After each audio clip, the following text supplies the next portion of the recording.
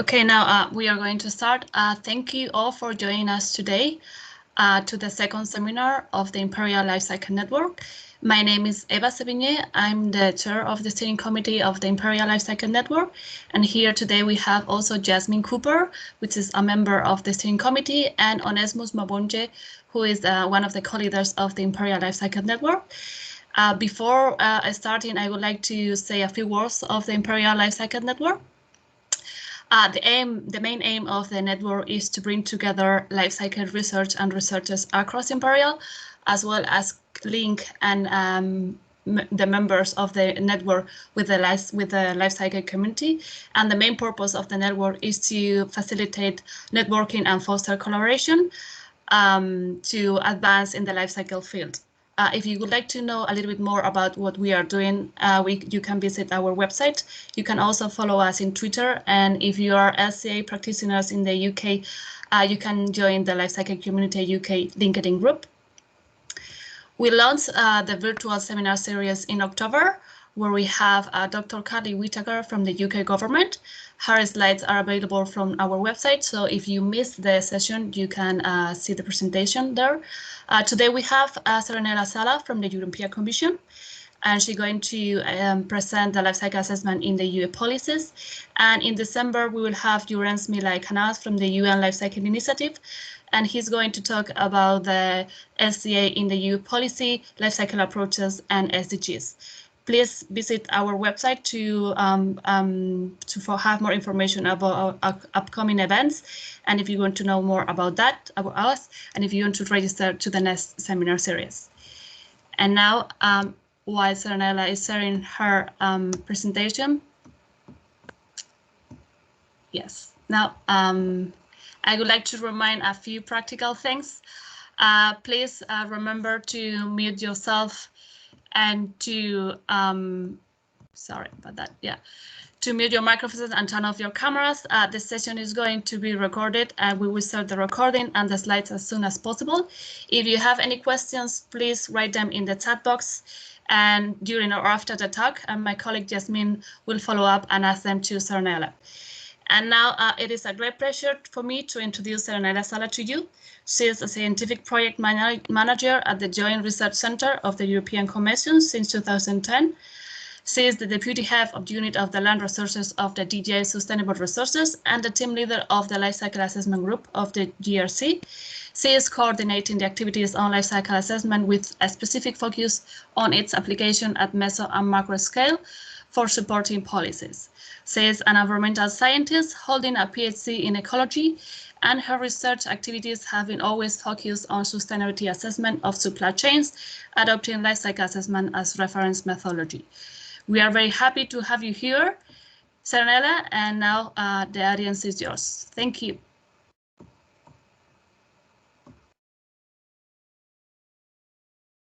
Hi, Serenella, we can hear you. You are on mute. You are mute, sorry. Thanks. No. So can you hear me now? Yeah, thank you. Yeah. Okay. So, and can you see the presentation? Okay, good. Thanks a lot, Eva. Thanks for this invitation. It's a real pleasure for me to be here with you. I was just looking at the participants' names. Many of you are friends of mine, not only colleagues, even old friends of mine. So it's really a pleasure to share with you in this hour together some of the lessons learned in the attempt to have life cycle assessment and all the holistic methods, the methods that are trying hard to look at the complexity of our system in a very systematic manner to be integrated in policies. The history of life cycle assessment is not the one of today. It started a long time ago, but today we are in a very specific and peculiar political context in which LCA has really the possibility to thrive even more than before. I'm coming from the Joint Research Center of the European Commission, You probably know it, but anyway, we are the, let's say, scientific arm inside of the Commission. Our main goal is really to translate science into policy that have a multiplicity of means, and that is also relying on methods and approaches, among others, LCA. We are an independent service within the Commission. That means that we are working for several directorate generals, maintaining our independence. And this is, let's say, a very specific way that represents the way we are basically working. It was established in 1957. We have more than 10 directorates. We are in 6 different locations, and we are more or less 3,000 people, researchers, working really bridging science and policies. This is our website. It's a sort of science hub in which basically we report the highlights of the research that we do, which it's basically the results of collecting data, of applying modeling, of extensively relying on mapping to distill knowledge and interpret this knowledge for policy support. I'm coming from one of the directorates, which is the Sustainable Resource Directorate, which today is really at the heart of the discussion on sustainability, because we are supporting the Sustainable Development Goals and its application across policies and across the JRC and beyond. We are supporting we supported over time the 7th Environment Action Program, and a few weeks ago we had also the release of the 8th one. We are also centered with our research in support to biodiversity strategy, bioeconomy strategy, the circular economy, the common agricultural policy. So it's really a directorate, very horizontal in the support of the environmental policies or the sectorial policies that deals with the environment. The content of my presentation mainly rely on a report that has been published in 2016 on the role of lifecycle assessment for the impact assessment of policies, complemented with the latest news related to the role, the very central role of LCA in the Green Deal. So I will try to accompany you in a path with me today in understanding how LCA evolved in its role in policies, and then how much it's now central in the Green Deal. As Eva said in the introduction, I'm the coordinator of the European platform on LCA. This has started almost 15 years ago with the idea to support different policies for what regard the development of methods and approaches to improve the robustness and the wide applicability of LCA. And this was our main role, and it's also the perspective I'm adopting in illustrating to you how LCA has been integrated into policies. From the name Miso, I think you are all familiar with the LCA and with the life cycle thinking, but just in case some of you is not so familiar, the basic idea is really to trace the pressures and the impact occurring along the entire life cycle of a product, of a service, of an organization, and even it can be applied at a territorial level to address issues at city level, at regional level, at country level, and so on and so forth. So one of the first questions that it's now very relevant in policies is how may we manage a transition towards better production and consumption systems within the limits of our planet? Because we have a number, so a multiplicity of dimensions that are at risk. Some of those are considered already in a condition of having surpassed tipping points and the so-called planetary boundaries. Others are very close to surpass those. Need for sure integrated assessment. We cannot rely anymore on policies that are looking at one aspect and are basically forgetting the others.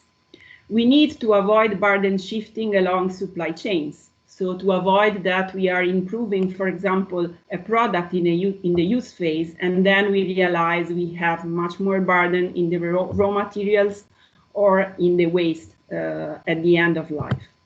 So we need to look at the life cycle stage, at different environmental impact categories, or even social. My presentation will focus on the environmental component, but many of the considerations can be easily translated also to the social aspect. We have to consider geographical boundaries because we are more and more in a globalized system in which basically we cannot think about policies looking only at what is happening in Europe, in the European environment. And then also temporally, because we already experienced over time that several of the impacts associated with our production and consumption system were then generating a considerable burden very late or with a lag time compared to the moment in which they were produced, for example, or in which they were consumed. So let's briefly have a look which are the main features of LCA which are helping answering policy questions. The first is the capability of really understanding which life cycle stage is impacting the most, so where the most important burdens are coming from, and also where, let's say, we can prioritize eco-innovation, where we can prioritize reduction of impacts. Second, one of the main features of LCA is helping avoiding burden shifting, not only over impact categories, because we have a multidimensional set of indicators, so we are covering multiple aspects, and so we can see if we are going better in one side and then creating a trade-off in another side, but also over the life cycle stages. Then we can model in a very accurate manner entire supply chain. That means accounting both for what is happening outside Europe and inside Europe. And this is more and more something that in the policy-making mindset is changing, because the majority of the policy before the Green Deal were very much focusing on what was happening domestically in Europe. Of course, beyond policies dedicated, for example, to trade or to developing countries like those of DEFCO. But let's say the bulk of the policies for the environment were mainly focused on, let's say, the domestic issues. And instead, we are able now to model the supply chain and understand if the production and consumption systems in Europe are creating burdens somewhere else. As I said, we need a systematic approach in the evaluation of the impacts. So LCA is not only a method reported in an ISO standard, but has been subject over time also to an evolution in terms of guidelines, like those developed by the European Commission, but also in other contexts there were similar exercises to be even more robust, even more systematic. For example, at the level of the life cycle inventory, setting specific data requirements for what concern the quality of the data that are used for assessing a product or a system. And equally for the impact assessment, there were several exercises, some of those also at global level, and probably Laurent Milay-Canal in the next seminar will touch upon this as well, to identify the best available model for addressing the different impact categories, environmental impact categories that are used in life cycle impact assessment. And then there is more and more interest in the interpretation of the results. Actually, the very crucial step of any LCA, and especially when the idea is to draw conclusion for policy, is to be able to have a very, very thorough interpretation of the results putting the LCA in the context of the results of other methods, other approaches of, for example, more site-specific assessment, or in the context of context that may change, so being able, for example, to address scenario, to address uncertainty, but also variability. Then there is another interesting feature, which is maybe a little bit less, let's say, known compared to the one that I presented before, which is the capability of linking the performance of a product with the results of the use or the entire life of this product to what is happening at the macro scale. I tried to make a synthesis in this slide. For example, if we want to know how much the emission from one specific product or from the consumption of a certain product may end up into a certain impact in terms of air quality. For example, at territorial level, so domestically in a EU country or in a country, or outside the border. Sorry, Serenella. Yes, can you minimize the window at the bottom right of your slide? We are missing part of it. Okay. Thank you. Sorry for that. I thought I was the only one to see it. Okay, sorry.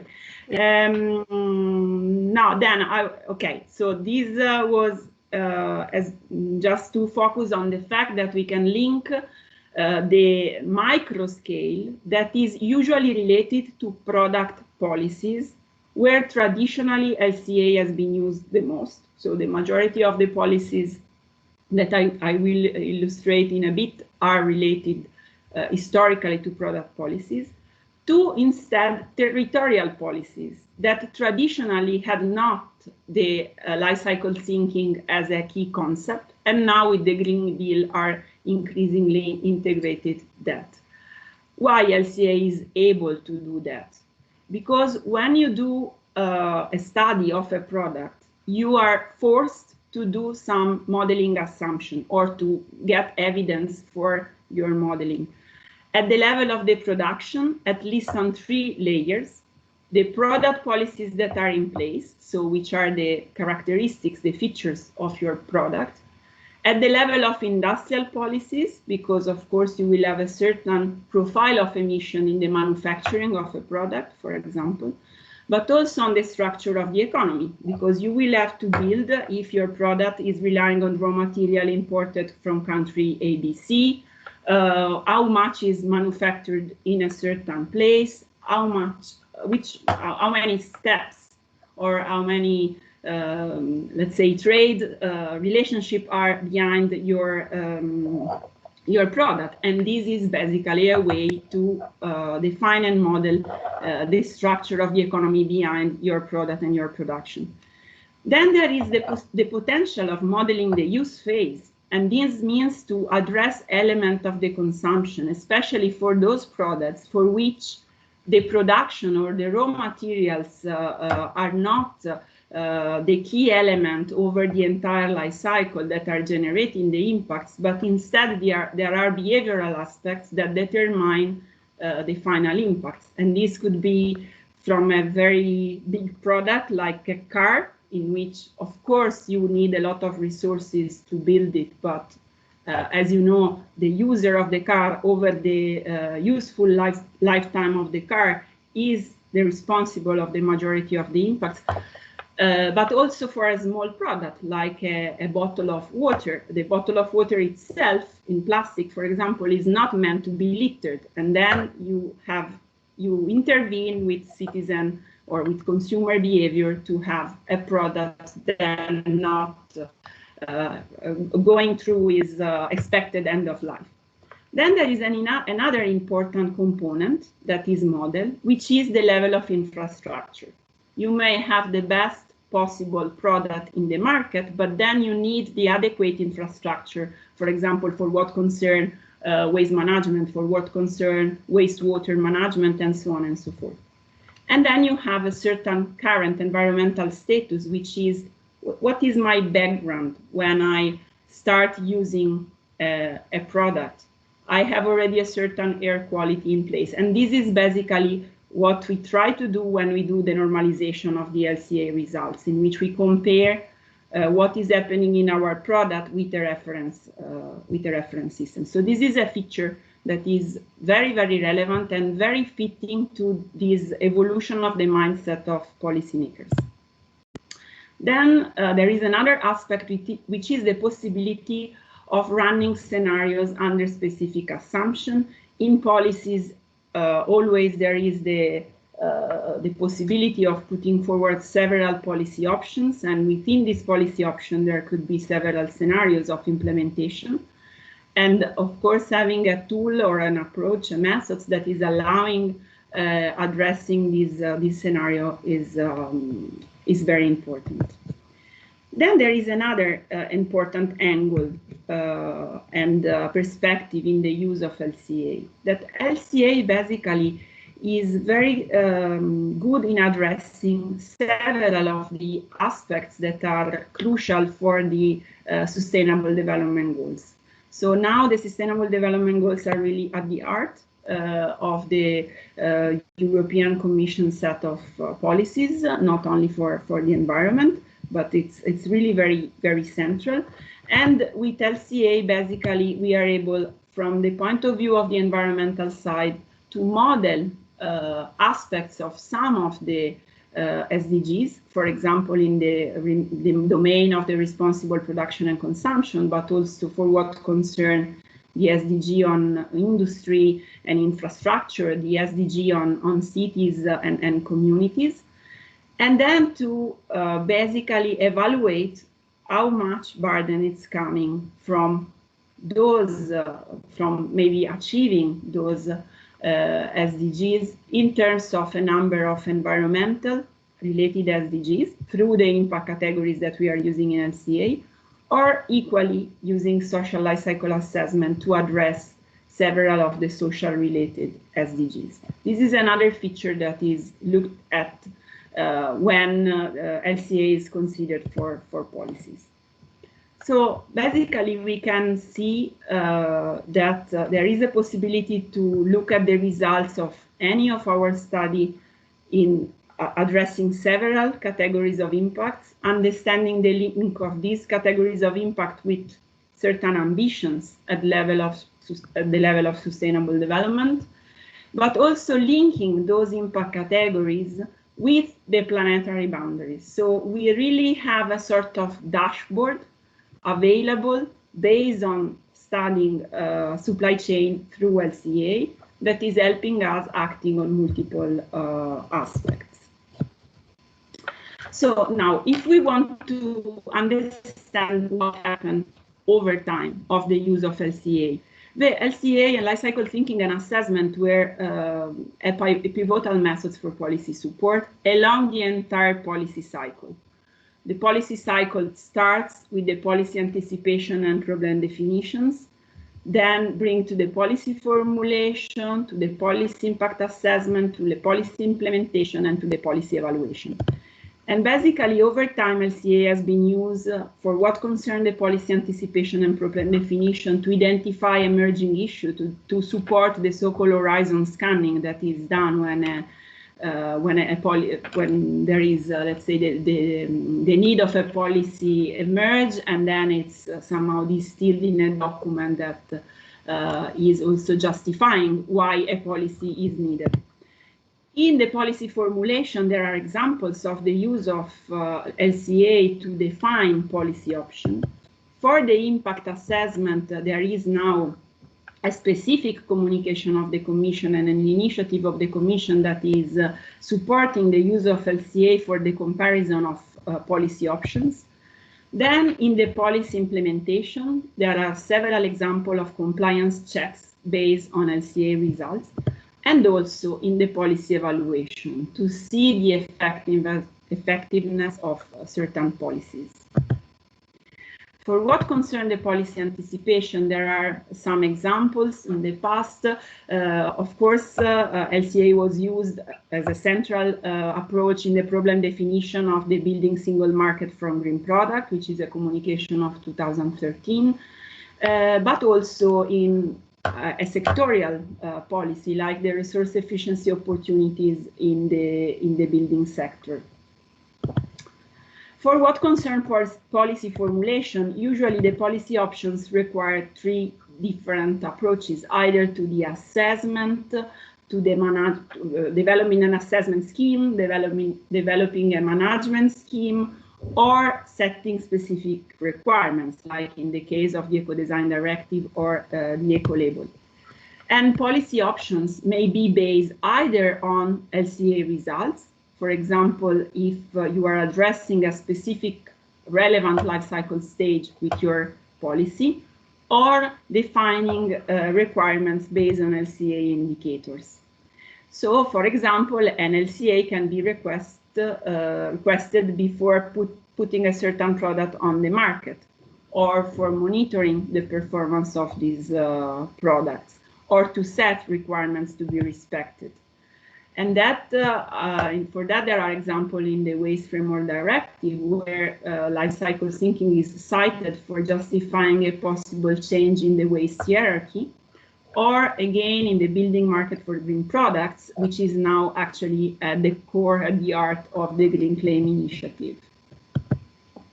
For policy impact assessment, this means being able to use LCA to evaluate the environmental preferability of policy options, and probably the best example here is the impact assessment of the plastic bags directive of 2013. But then there is also the communication I mentioned before. So since 2015, and now there was a revision in 2020, the European Commission has put forward an initiative called Better Regulation.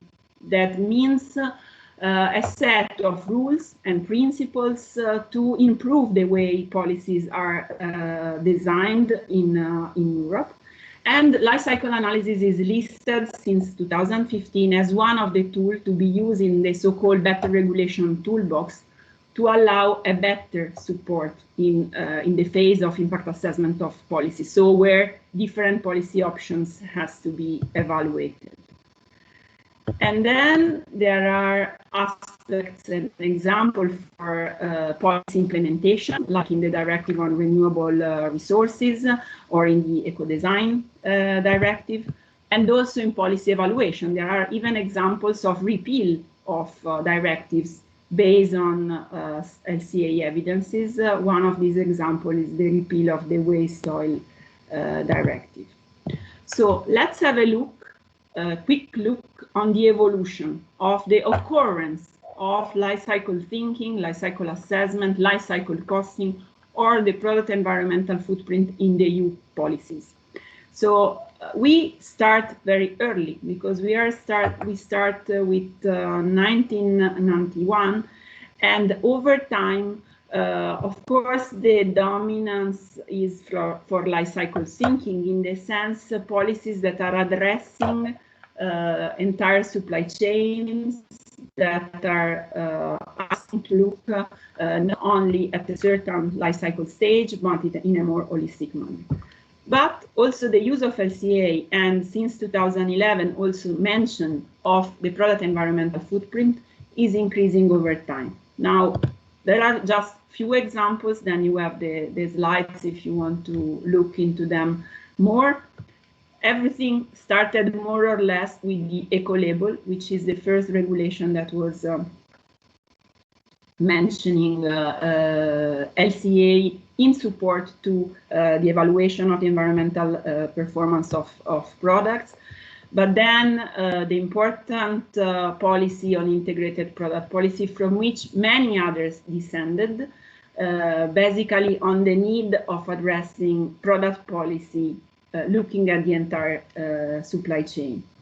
Then I mentioned already the Waste Framework Directive, but also the policy initiative related to the green public procurement, Then the Eco-Design Directive, in which there is, let's say, a partial integration of LCA, partial in the sense that it's the methods that is there, it's a sort of screening methods for LCA.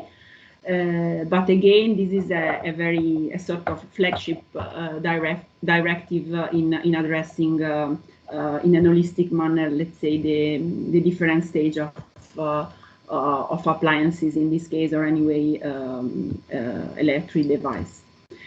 Then I mentioned already the single market from green product, the bioeconomy strategy in the two versions that it had. And now with the Green Deal, we will zoom into understanding exactly in the different policies how LCA is used and framed.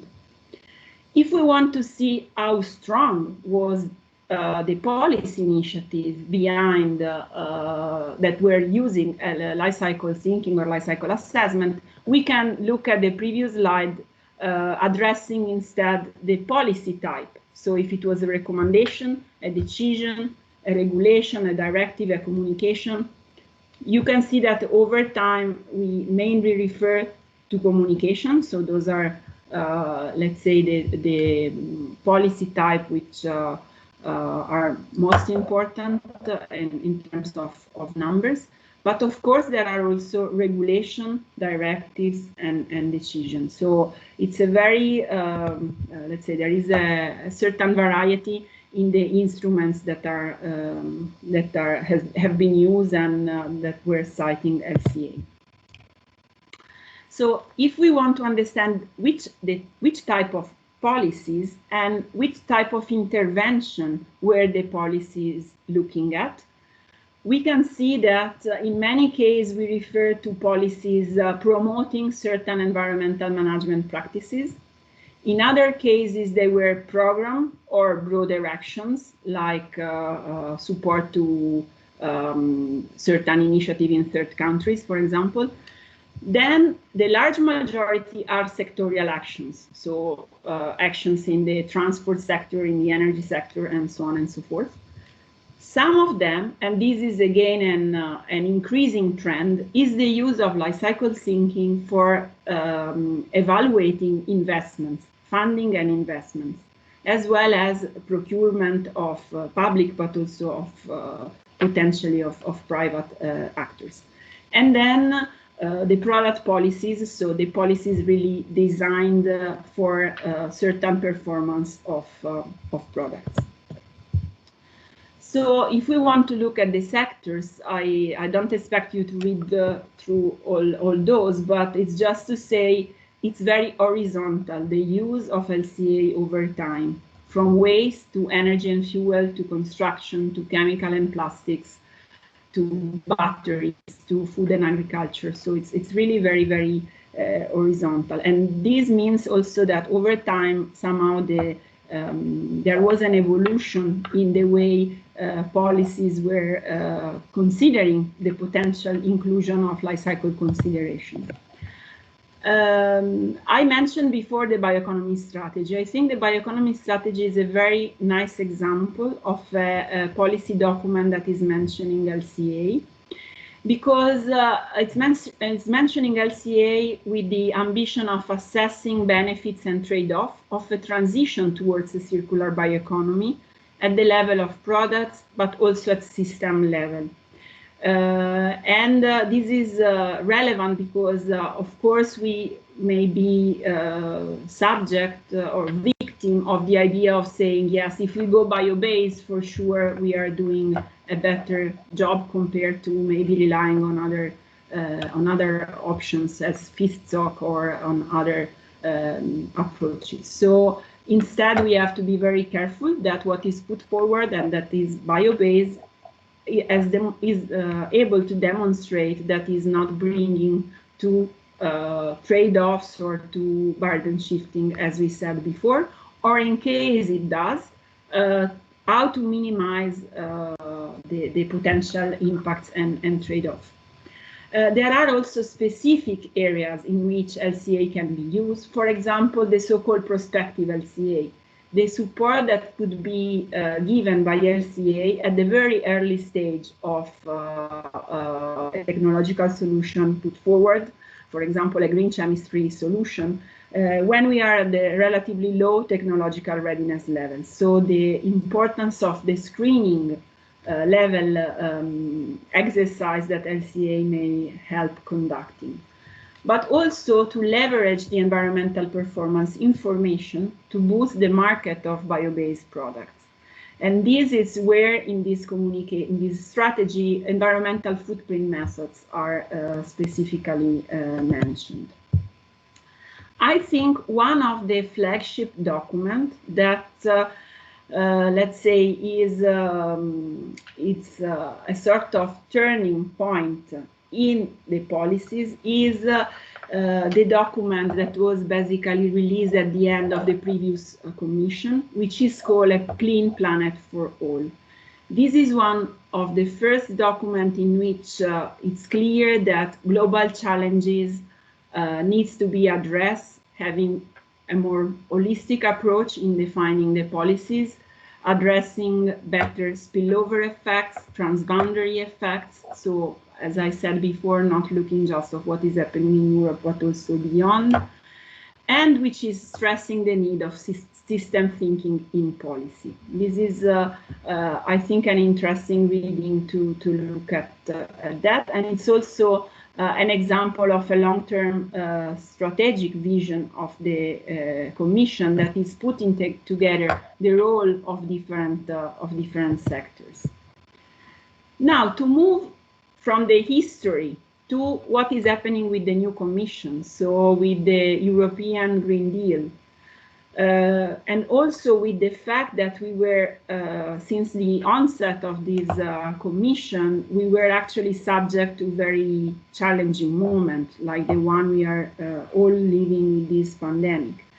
And again, having our president saying, okay, it's no longer the question if there will be a Green Deal, but how far-reaching will the transition be?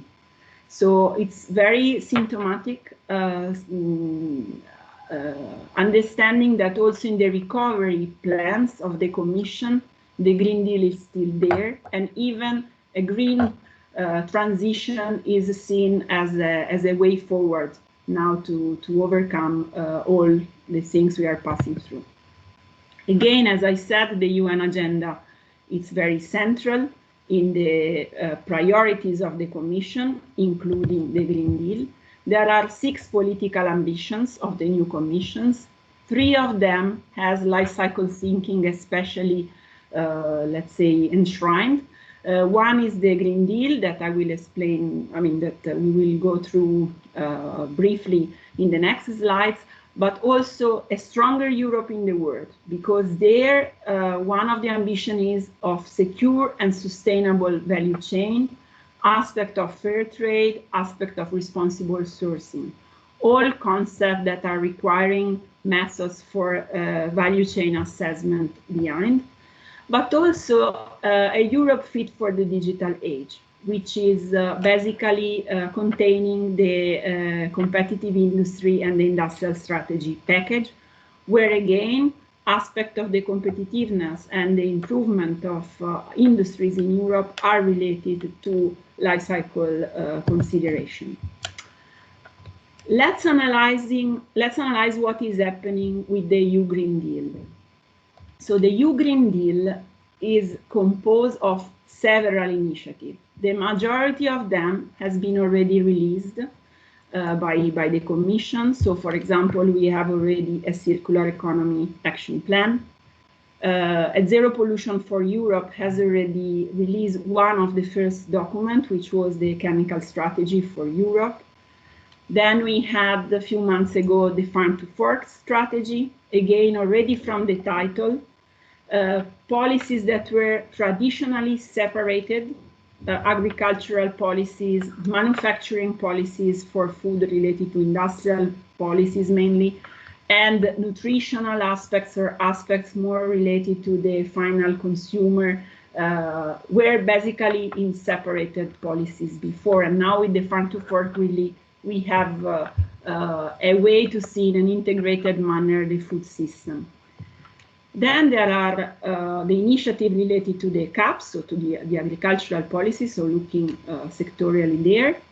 And then there are aspects more on the, let's say, socioeconomic implication and links of the Green Deal, so like the just transition and how to find the correct means, the better means to financing the transition. And then if we go back to more sectorial-oriented intervention, aspects on the energy for clean, reliable, and affordable energy, on the set of initiatives to basically respond to the need of achieving this climate neutrality, aspects related to the initiative related to the sustainable transport, and then related to natural capital accounting. Now I have just a few minutes. I selected just few of them to give you an idea what is going on and which role LCA is having. So I start with the Circular Economy Action Plan. Of course, there already from the title, circular economy means looking at the entire life cycle of products and services. There are some key areas of interventions in which the entire life cycle of those areas of intervention is at stake, for which actions in the Circular Economy Action Plans are mentioned. Where LCA is playing an important role in the harmonization of product policies, because today we have a number of policies, many of them inspired by life cycle thinking, but not really harmonized one with the other. Then there is a specific initiative on the use of product environmental footprint, which is the Green Claims initiative, so to substantiate green claims using product environmental footprint. There are specific initiatives looking at the nutrient flows in a system perspective. Then the more traditional area of intervention of circular economy, of course, on waste collection and management system, and on the use of secondary raw material. And then, as I said, an aspect on key sectors, but also on the recognition of the important roles of consumer behaviors in a green transition. For what concerns the primary material and secondary raw material, I invite you to have a look to our raw material information system, where you can find life cycle-based information of the raw materials that are more important, that are, let's say, used for our production system, including those that are the so-called critical raw materials, so those that are in specific product chain or for which there are considerations of concern. Then, as I said, there is this single market from green product initiative that started already in 2013 with the product organization environmental footprint and with pilots of that now are basically going into the green claim initiative, for which there is also a stakeholder workshop next week in case you are interested to join. On the farm to fork, I mentioned already the fact that it was important to adopt a system perspective and to reduce the overall environmental footprint of the EU food system. And this overall environmental footprint is assessed with the life cycle perspective and with the idea of addressing multiple dimensions of impacts associated with the food system, but also again thinking about consumer and their choice, supporting the sustainability labeling of food products. That will not cover only the environmental part, it will also have nutritional aspects and also social aspects, but for what concerns the environmental part, for sure, we rely on LCA. Then I conclude this overview with the biodiversity strategy. I think this is a clear example, again, of a strategy in the Green Deal in which there was an evolution in the policy making, because now it's mentioned the role of footprints, also of biodiversity footprint, acknowledging the fact that we can have several sectorial intervention. We may have territorial intervention, like the Natura 2000's initiatives, but we need also, if we want to halt biodiversity loss, to think about the role of supply chain, the entire supply chain. We need to think about the role of European consumption and production in terms of responsibility for global biodiversity loss. And this is very, very much linked also to what is contained in the communication on deforestation, where basically it's advocated a sort of deforestation footprint. So understanding how much our system of consumption and production is creating deforestation. So a few words for concluding. It's clear that LCA alone for policies is not enough. We need to learn how to work better with other methodologies. So to make a synthesis of the results of different approaches that are addressing different aspects of the challenge we have ahead. A big challenge today is also being able to ensure coherence and consistency in the use of LCA in different product policies that today are relying on different approaches, but also creating synergies and win-win between policies dedicated, let's say, to single elements, like REACH dedicated to chemicals or waste policies. I mean, all these sectorial or very specific policies in reality are interlinked, and we have to unveil more and more these links. Then there is for sure this need of supporting the Sustainable Development Goals, their monitoring, but especially their achievement. And then there are aspects that I consider still challenging on the interpretation of the results and the communication of the results. LCA has been always perceived as very complex to be communicated not only to the final consumer but also at the policymaker. So this is very, very critical. So I conclude here. Basically, I think I hope I was able to give an idea how much now with the Green Deal there are expectations on the role of LCA to support achieving certain target, and also the need that we have to link at best the product and the territorial policies. This for me is the real challenge policies has ahead. I thank you very much for your attention. I hope we have still time for some questions. Thank you very much, Serenella. Has been very interesting, and I think we have 10-15 minutes for questions. I think there are a few on the chat box, so please, Jasmine, if you can follow up on them. Yes, absolutely. So we have a few questions. First question. To what extent can attributional LCA adequately address the meso and macro scales? Is there a need to migrate to other LC lifecycle approaches at these scales, for example, input-output and consequential LCA? Yes, let's say that so far in, I mean, when lifecycle thinking or lifecycle assessment are mentioned in policies, unless product environmental footprint is explicitly mentioned, so an attributional-based approach is mentioned.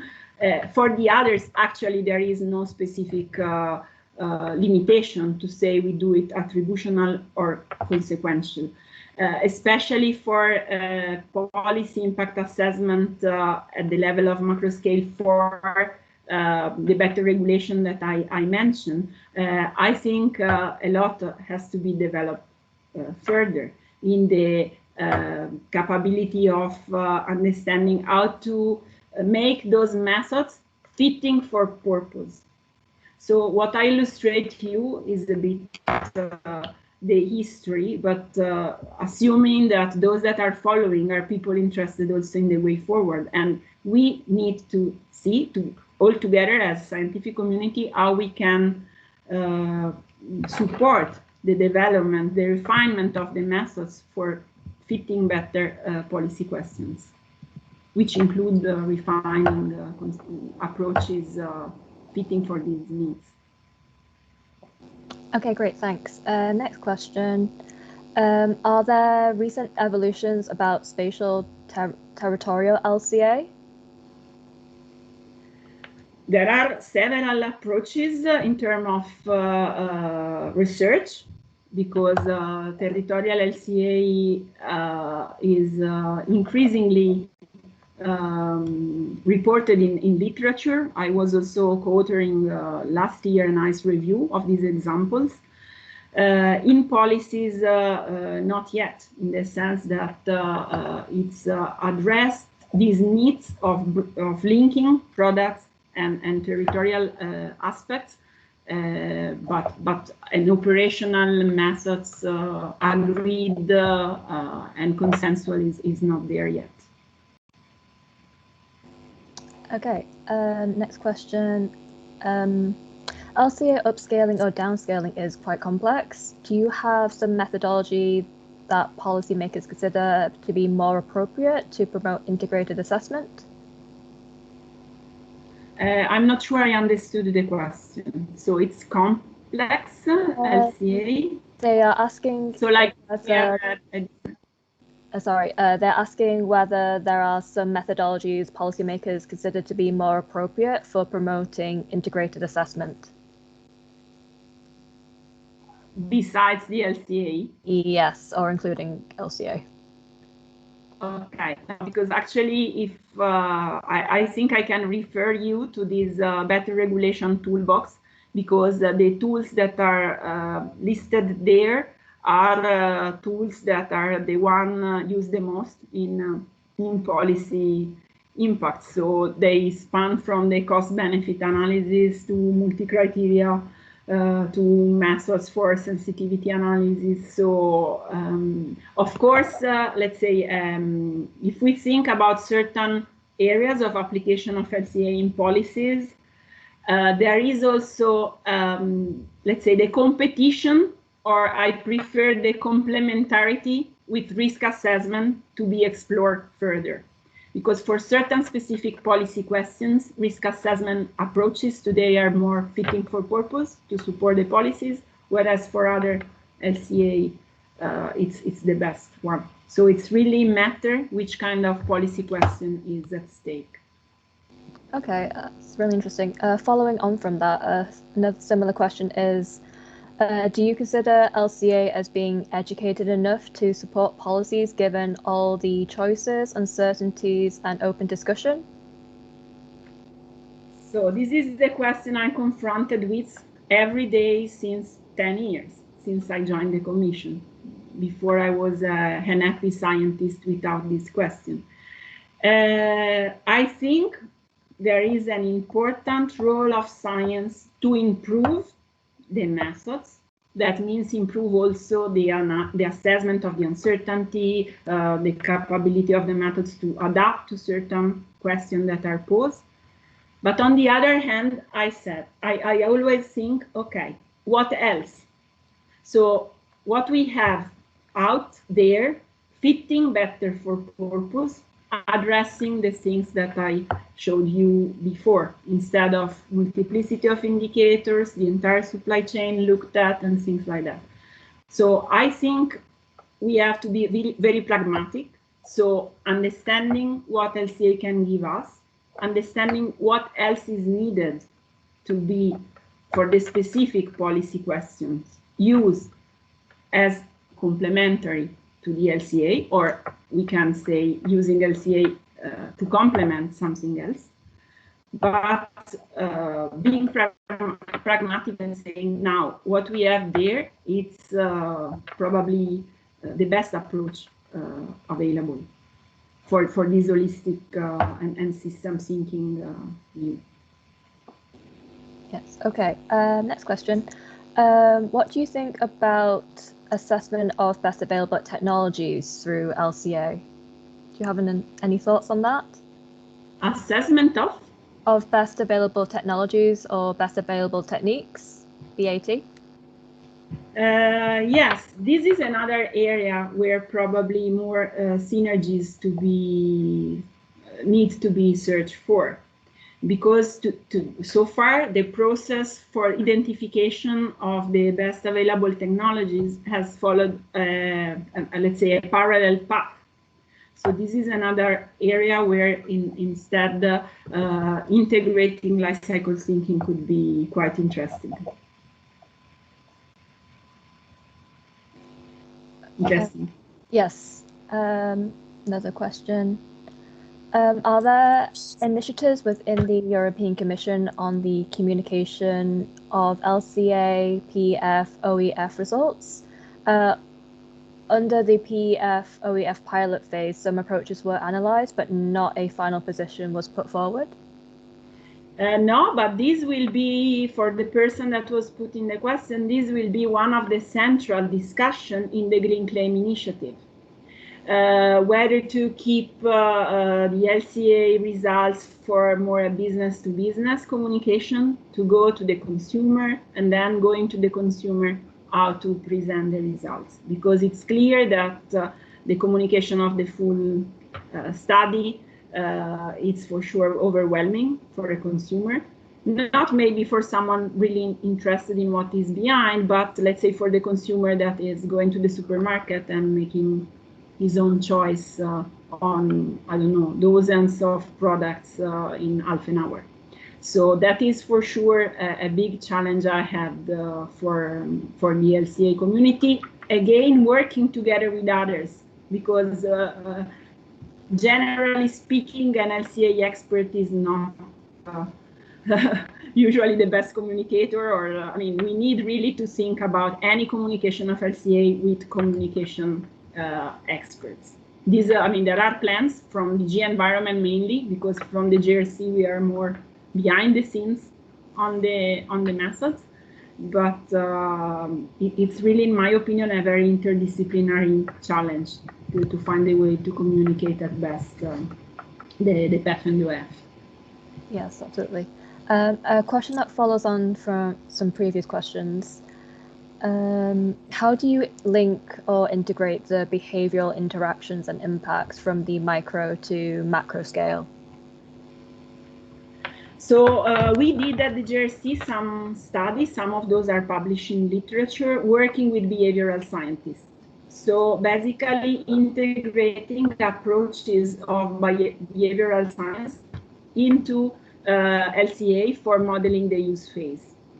And this means, for example, having for a product an assessment of the variability of the impact of the use phase, creating clusters of different consumer behaviors that represents, let's say, the overall magnitude of variability of the profile of the products as consequence of the different behaviors. So to explore the world of possibility that you have for the impacts associated with that, but to define those clusters, to define, for example, the share of certain behaviors, we did this exercise with a couple of colleagues that were behavioral scientists.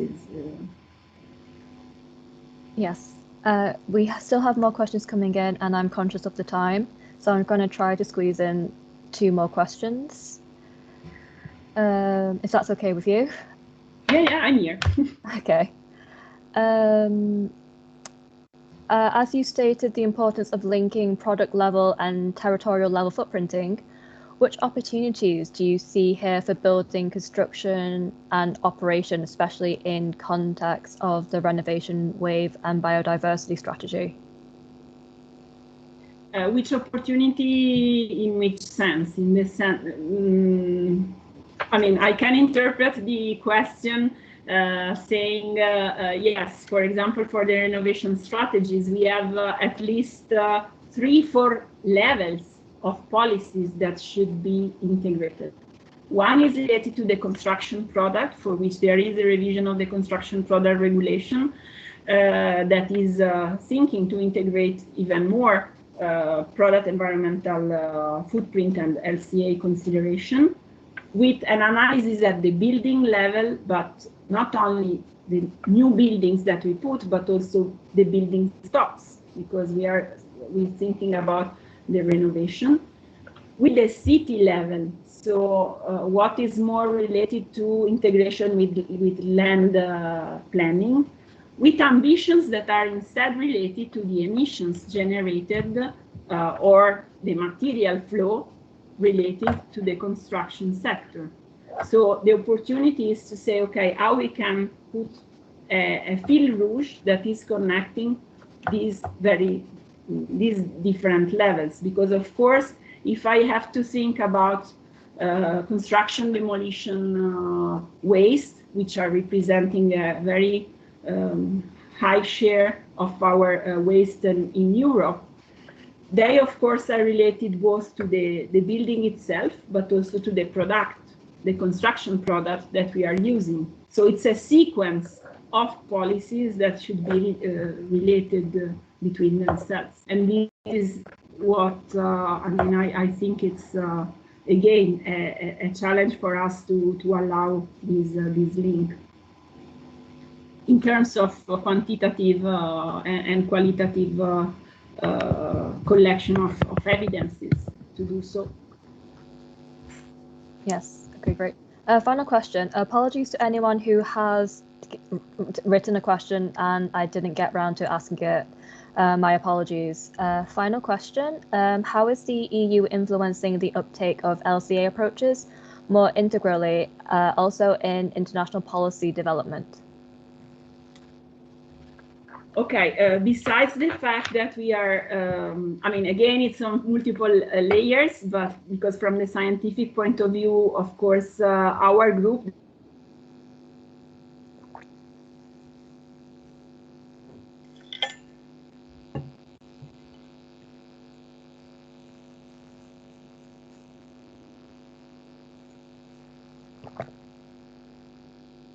I think we have lost Serenella. Serenella, are you there? Okay. So maybe it's time to close the session. Thank you, Serenella. I don't know if you can hear us for agreeing to be here. It has been very interesting, and we have so many questions that you haven't addressed. I would like to thank you all the attendees also, and just to remind that the presentation, the slides, and also the recording will be circulated. So we will receive an email soon with the links for downloading them from our website. Thank you all again, and hope to see you in the next seminar with Durance.